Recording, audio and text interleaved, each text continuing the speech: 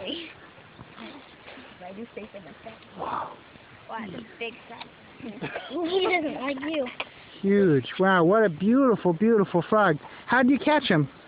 Well, you have to. I covered it like this, so he couldn't like jump in. Oh. So I just grabbed him like fire. Like you said. I said, Frog, is it okay if I catch you? That's what I was thinking. And actually, this whole thing was a plan. Kitty! I caught one! What was it?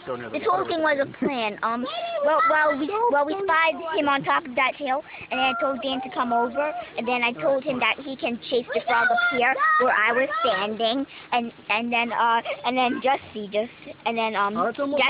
joined in, and then he saw where it was, and then he just got his hand on it, and that's a heartwarming finale. No. I gotta get him wet. I'm holding him. Yeah, wrap a home first. Swim away easily, and that makes I was just gonna drop it. I know. Look at those flippers. Well, fantastic catch.